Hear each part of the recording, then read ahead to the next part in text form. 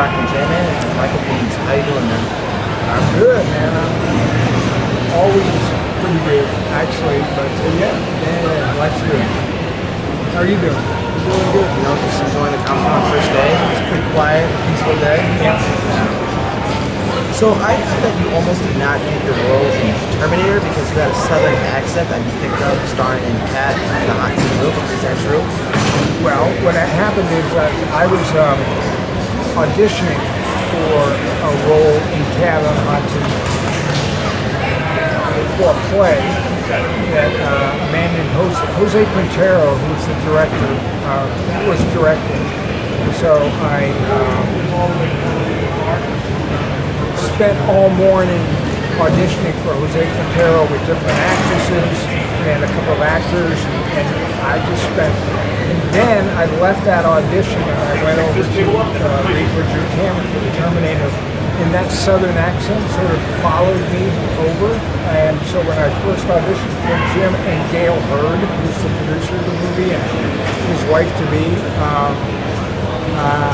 some of that southern accent kind of stayed with me. And that's when he told my agents, we really like him, we really like Michael, but you know, the regional sort of southern thing doesn't work for us. And I realized sort of what had happened and asked to come back and audition for them again. No southern accent, and I got the part. So when you get those accents after a movie, is it kind of hard to shake off, or is it not that good? When I get what? When you get those accents for movies. Well, first of all, I don't do accents. You know, I can do a southern. I can, hey, a good old boy. You know, I mean, that's you know, there are a lot of people that are great mimics and they do great voices, and I don't find. Sometimes they'll ask me. People will ask me about acting and whether like. I'm a character, and like, just take a while and play Johnny Ringo. Just take a while to kind of get that out of my system. And it's not really. I mean, after a while, and you've been acting for a long time, it's just a job. I wish I could do accents. I wish I could do an English. I always married an English girl, and then you know, I love the English accent, but I can't do it.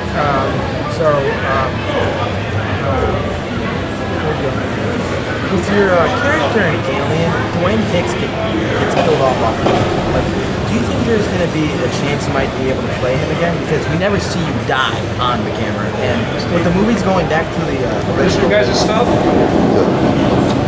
It's okay. Yeah. With the original, like, you know, how the newer movies are going back to the original storyline, do you think we're ever going to get a chance to play that guy again, or no? I doubt it, very seriously. First of all, that franchise has been really dead for about close to 10 years. They've recently brought it back, and you know, they put it back on its feet a little bit.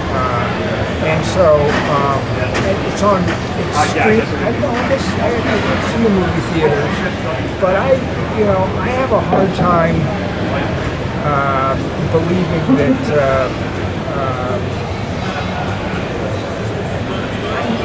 I just don't think that I'm that important. What's really important in Aliens is the aliens, and in the one that I did, Sigourney Weaver. So I'm going to say no. I doubt it would happen. If somebody brought me a script, which was, you know, Hicks years later, and it turns out that he wasn't dead, would I do it? Yeah, of course I would. If they paid me enough, yeah, of course I would do it. If James Cameronson, like a version of Spider-Man was made, who do you think you would have gotten to play in that? You know what? I don't know the name of the character, but when Jim was thinking about doing Spider-Man, I don't know anything about Spider-Man, so I don't. You know, there was a rumor that Jim was interested in me for character, and I didn't know. I thought it would be for Spider-Man. And that movie sort of went away. Jim never made that movie. And Jim told me that he was never going to cast me as a Peter. He was never going to cast me as Peter because by that time I was already 30, and Peter was like a teenager. But there was another character in his version of that film of Spider-Man that he wanted me to play. But sometimes things work out, sometimes they don't. Jim has been involved in a number of things that have worked out really, really well, and a few things that they just didn't get made for one reason or another. There was a rumor James Cameron was going to have you play T-1000 in Terminator 2. Did you ever get that call to discuss that? No, Jim and I never talked about me playing that character. I, at one point, being an actor and kind of selfish and wanting to be in T2, kind of thought it would be interesting if the person that Robert Patrick played was actually me, like Kyle Reese, like coming back as the Terminator. And I thought that would be really cool. I'm not sure that I ever mentioned that to Jim, but I think that somewhere along the line, I think Jim weighed that possibility that, hey, what if we brought Michael back instead of Robert Patrick? Robert did a brilliant job. Like having to follow Arnold Schwarzenegger did a really, really good job. So that's what happened with T2. In Tombstone, is it I'll be your Huckleberry or Huckleberry? I mean, the person who carries your coffin. It's not the person who carries the coffin. It's I'll be your Huckleberry. And Val, who just passed away, he wrote a book, and the name of his book is Huckleberry, and he says very clearly in the movie Huckleberry. But that's one of the interesting things about Tombstone is that vernacular that I called him a Lunger because he had emphysema. The language in that movie that Kevin Jarre wrote was so wonderful. And that character that I played was so well written that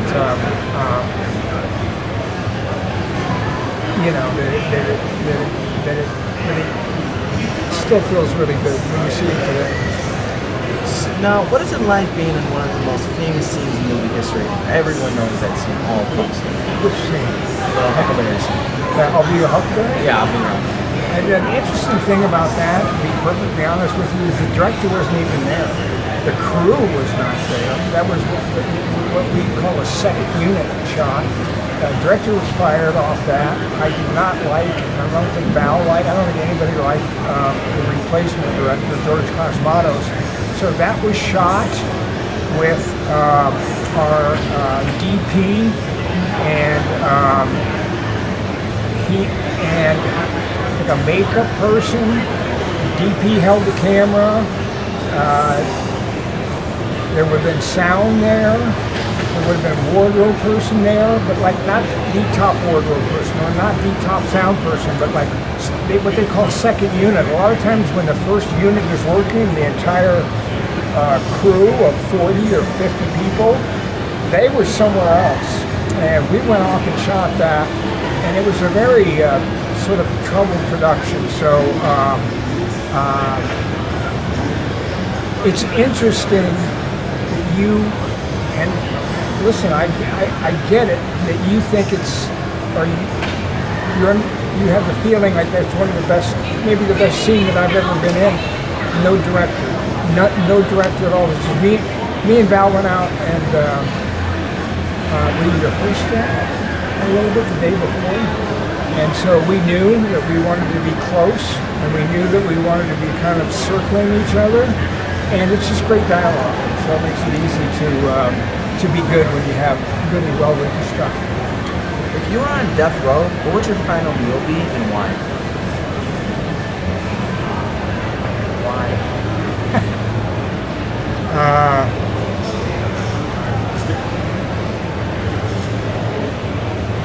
Yeah, I'd probably go with lobster, butter, and the steak and lobster, butter, ice cream. Like I'd eat as much as possible as that. I'd say lobster and steak and ice cream. What's your annoying habit? Me? Yeah. Not being able to remember anything anymore. Do you ever get used to being a celebrity? Well, I never really was like that big of a movie star.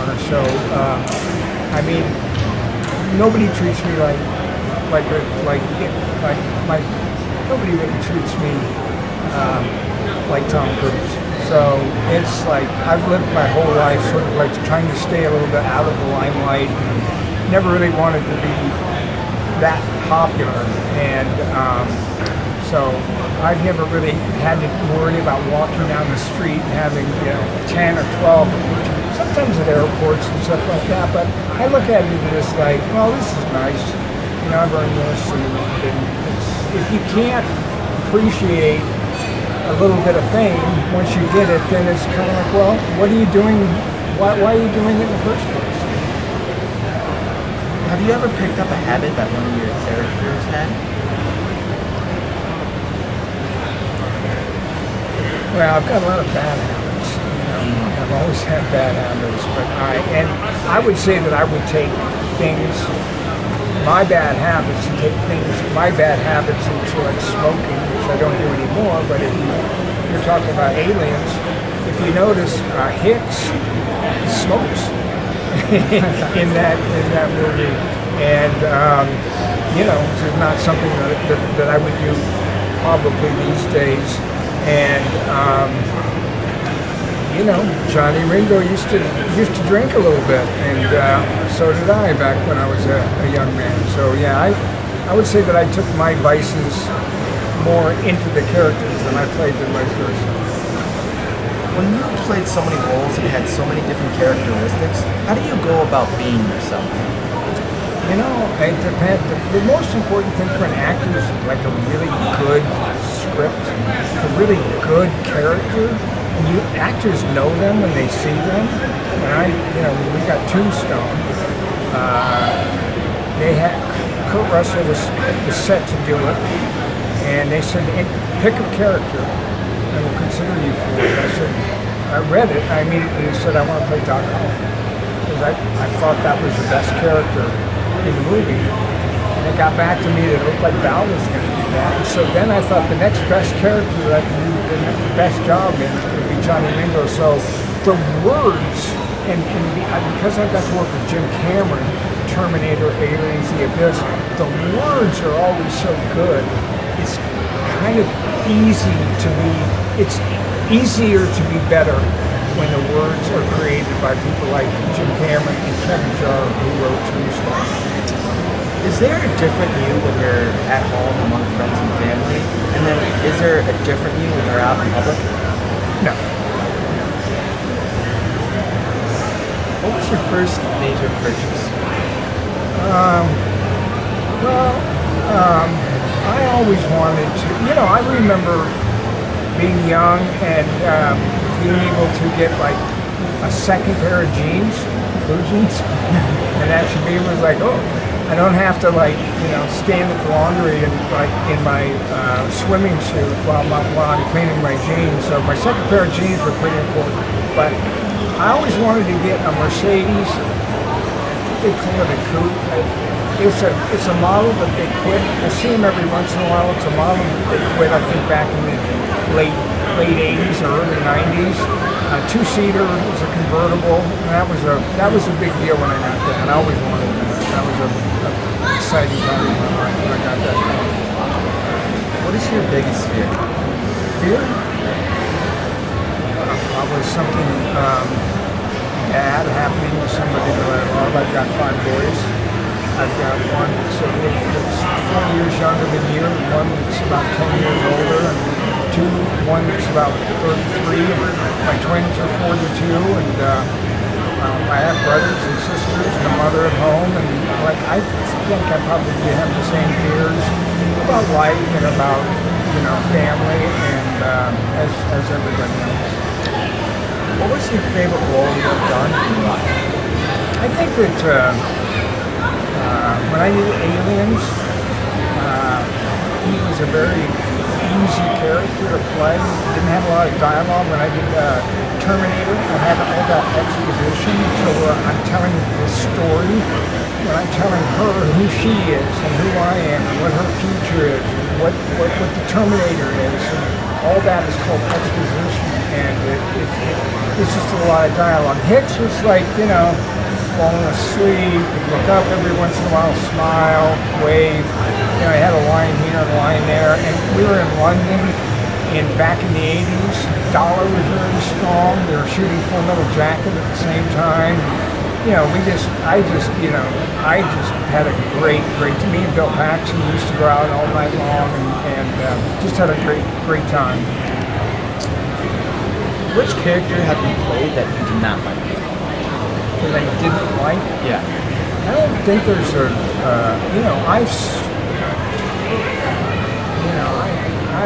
I've been in movies that are not very good.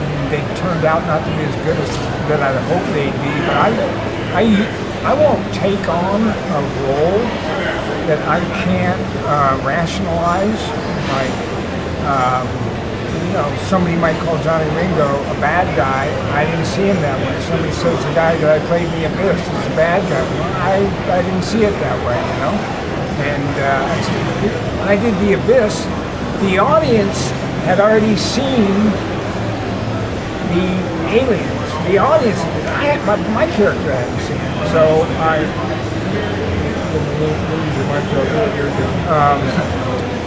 so I don't,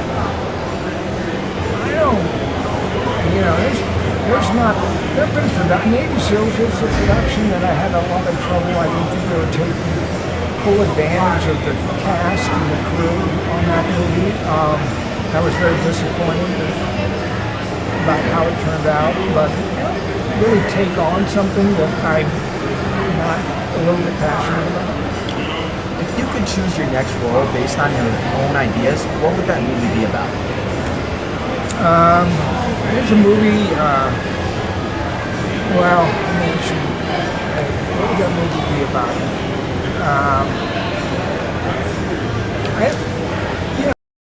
I was just talking to Mark Ralston, who's in Aliens too, and the film industry, which is not film anymore, and it hasn't been film for 25 years, but the whole actors, movie stars, there aren't any movie stars anymore.